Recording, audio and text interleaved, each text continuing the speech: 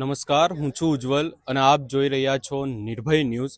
ખેડૂતોના ખેતરોમાં જે વીજ પોલ નાખવાનો મુદ્દો છે એ મુદ્દાને લઈને છેલ્લા કેટલાય સમયથી ખેડૂતો દ્વારા લડાઈ લડવામાં આવી રહી છે, વિરોધ પણ કરવામાં આવી રહ્યો છે, પરંતુ હજી સુધી આ મુદ્દાને લઈને કોઈ નિકાલ નથી આવી રહ્યો. અને આજે સુરેન્દ્રનગરમાં આ તમામ મુદ્દાઓને લઈને આમ આદમી પાર્ટીની એક સભા છે. વઢવાણમાં સભા બોલાવવામાં આવી છે. થોડાક જ સમયમાં અહીંયા આમ આદમી પાર્ટીના નેતાઓ પણ પહોંચવાના છે અને ખાસ કરીને ખેડૂતોનો જે વીજ લાઇનના મુદ્દે જે વળતરનો મુદ્દો છે એ મુદ્દાને લઈને અહીંયા વિરોધ કરવામાં આવશે. અનેક સવાલો પણ ઊભા કરવામાં આવશે, પરંતુ આપણે આ તમામ ચર્ચાઓની વચ્ચે અહીંયા જે સભામાં આવેલા લોકો છે એમની સાથે ચર્ચા કરવાનો પ્રયાસ કરીશું. અહીંયાના જે પ્રશ્નો શું છે એ પ્રશ્નો જાણવાનો પણ પ્રયાસ કરીશું. ને અહીંયા આપણી સાથે સુરેન્દ્રનગરના અનેક ખેડૂતો જોડાયા છે. આજે સભા અહીંયા રાખવામાં આવી છે, આમ આદમી પાર્ટીની જે સભા રાખવામાં આવી છે, તમારા વિસ્તારમાં વીજ લાઇનનો મુદ્દો હાલ કેટલો છે?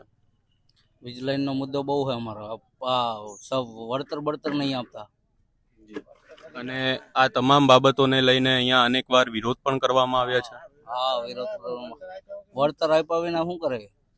થાંભલા ઉભા કરી દીધા, હજી કોઈને પૈસા ના આવ્યા કોઈને. અહીંયા નેતાઓ પણ આવ્યા છે, ભાજપના પણ નેતાઓ અનેકવાર આવ્યા છે, કોઈ સાંભળે છે? ભાજપના નેતા ત્યાં દેખાતા જ નહીં, એ તો આવતા જ નથી. પ્રકાશભાઈ વરમોરા આવ્યા હતા, સુરેન્દ્રનગરના ખેડૂતોની મુલાકાત પણ કરાવી હતી ગાંધીનગરમાં. એ આયા પણ કઈ કરતા નથી કોઈ. કોઈ આ બાબતે જવાબ દેવા કોઈ બોલતા જ નહીં કોઈ. તમારા સુરેન્દ્રનગરના એક નેતા હતા રાજુભાઈ કરપડા. રાજુ કરપડા ખેડૂતોના મુદ્દાઓ આમ આદમી પાર્ટીમાં હતા ત્યારે ઉપાડતા હતા. એ રીતે હાલ સુરેન્દ્રનગરના ખેડૂતોના મુદ્દા ઉપાડે છે? કોઈ ઉપાડતું નહીં. રાજુ કરપડા તો હવે ભાજપમાં વહી ગયા ને એટલે બોલતા બંધ થઈ ગયા. અહીંયા આપણી સાથે દાદા પણ છે, જેમને અહીંયા અનેક સવાલો જે છે હાલ. દાદા, અહીંયા જે આમ આદમી પાર્ટીની આજે સભા ખેડૂતોના મુદ્દાઓને લઈને રાખવામાં આવી છે, જે વીજ લાઇનનો મુદ્દો ચાલી રહ્યો છે એને લઈને શું કહેવા માંગશો? વીજ લાઇનનો મુદ્દો લઈને કોઈ આવતું જ નથી. આ ભાજપના માણસો એમાં શું કરે? કોઈ સહકાર અને પોલીસ વાળા હારે આવે ને પોલીસ વાળા ઓલું કરે. તમારો ખેતરમાં વીજ લાઇન છે? હા, થાંભલો એક આવે. થાંભલો આવે છે, એનાથી નુકસાન થાય છે? નુકસાન થાય તેને પલટિંગ પડે એવું છે. વળતર હાલ કેટલું આપે છે કંપની વાળા? કંપની વાળા તમે જો એક રૂપિયો આપ્યો ને શું કેમ કેવું રૂપિયો આપ્યા પૈસા? જી, અહીંયા સુરેન્દ્રનગરના ખેડૂતોનો મુદ્દો હતો ને ધારાસભ્ય પ્રકાશભાઈ વરમોરા એ ગાંધીનગર ગયા હતા એવી વાત થઈ રહી છે, અને તમને આવી કોઈ જાણ ખરા? કોઈ જાણ જ નથી, કોઈ જાણ જ નહીં.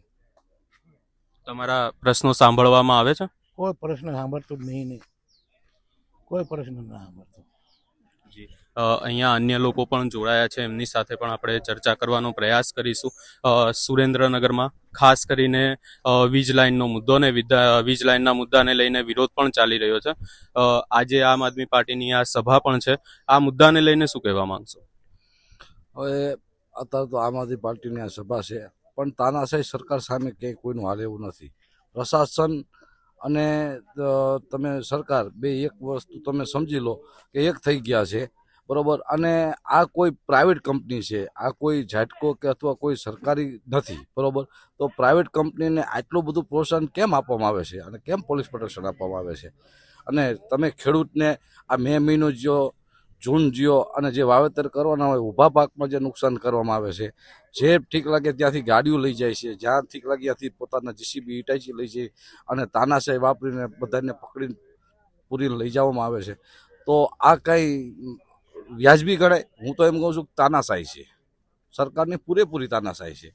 અને આમાં આ વસ્તુના હિસાબે જ આજ આમ આદમી પાર્ટી આવી અને કંઈક આના ઉપર મોરચો માંડીને કંઈક વસ્તુ આગળ જો ખેડૂતને પ્રોત્સાહન આપીને આગળ કંઈક વસ્તુ ધપાવે તો બહુ સારું કહેવાય. એના માટે અમે બધા અહીંયા એકત્રિત થયા છીએ ખેડૂત બધા. જી, તમારા સુરેન્દ્રનગરના જ ખેડૂત નેતા રાજુ કરપડા, કે જેઓ હાલ ભાજપમાં જતા રહ્યા છે, રાજુ કરપડા, શું આ મુદ્દાને લઈને એક પણ વાર વાત થઈ છે એમની સાથે? હવે એ તો જૂનો થઈ ગયો. હવે જે હતા એ બધા શું ગંગાજળમાં નાયા એટલે પછી પવિત્ર થઈ જાય છે. બાકી જ્યાં સુધી હતા ત્યાં સુધી ખેડૂતના નેતા હતા, અત્યારે નથી. એમને શું હોય કે એમની કોઈ પણ મજબૂરી હોય કે ગમે તે કારણ હોય, બાકી એમને પણ ભાજપમાં જોડાવવું પડ્યું. બાકી એક દિવસ સમય એવું કહેતા હતા કે હું ખેડૂતના માટે ક્રાંતિકાર એક વીર છું, પણ કોઈ ક્રાંતિકાર વીર નથી એવું અમને દેખાય છે. ખેડૂતનું કોઈ નથી. બોલો. આમ આદમી પાર્ટીના નેતા ચેતર વસાવા એમણે પણ આ તમામ બાબતોને લઈને સવાલ ઉઠાવ્યા. એમને પણ જેલમાં મોકલી દેવામાં આવ્યા. એને લઈને શું કહેવા?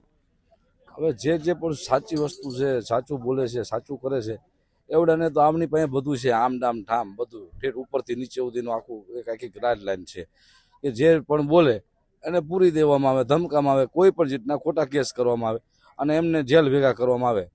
બાકી તો શું છે, સરકારની તાનાશાહી છે, ચોખ્ખી જ દેખાય છે. અને હવે ખેડૂત જાગી ગયો છે. ખેડૂતને ખબર છે કે આ તાનાશાહી સરકારની હવે કંઈ આપણે જરૂર નથી. ખૂબ 30 વર્ષ સુધી આપણે એમને ભાજપને મત દીધા અને એમની હારે બહુ હાલ્યા આપણે, પણ હવે અમને ચોખ્ખું દેખાય ખેડૂત પ્રત્યે નથી. ખેડૂત એક જય જવાન જય કિસાનનો નારો છે. જે પણ ખેડૂત સામે પડ્યો ને એ ધૂળમાં મીટીમાં મિલી ગયો એવું માની લેવાનું. અત્યારે તો એને જે કરવું તે કરી લીધું, પણ હવે એમને દેખાશે કે આ 2027 આવે છે ત્યારે આવજો ને મત લેવા તમે. અમે તમને મત દેવાના જ છીએ, આવજો. જી, અહીંયા ખેડૂતોમાં નારાજગી પણ જોવા મળી રહી છે. અહીંયા જે છે એ ખાસ કરીને હવે સભાને લઈને તૈયારીઓ ચાલી રહી છે. આ તમામ તૈયારીઓની વચ્ચે અહીંયા જે ખેડૂતો આવ્યા છે એમની એક જ વાત છે કે એમનું સાંભળવામાં નથી આવતું. ખાસ કરીને જો વાત કરવામાં આવે રાજુ કરપડાને લઈને, તો રાજુ કરપડા પણ હજી સુધી આ લોકોની મુલાકાતે નથી આવ્યા એવી વાત કરવામાં આવી રહી છે. હવે જોવાનું રહેશે કે આમ આદમી પાર્ટીના નેતાઓ અહીંયા આવે છે ત્યારે કેવા સવાલો ઊભા કરવામાં આવે છે અને તંત્રની સામે અહીંયાથી શું વાત કરવામાં આવે છે. આ સમગ્ર બાબતે તમારો શું અભિપ્રાય છે એ અમને કમેન્ટ કરી જરૂર જણાવશો ને અમારી ચેનલ નિર્ભય ન્યૂઝને લાઇક, શેર, સબસ્ક્રાઇબ કરવાનું ભૂલશો નહીં.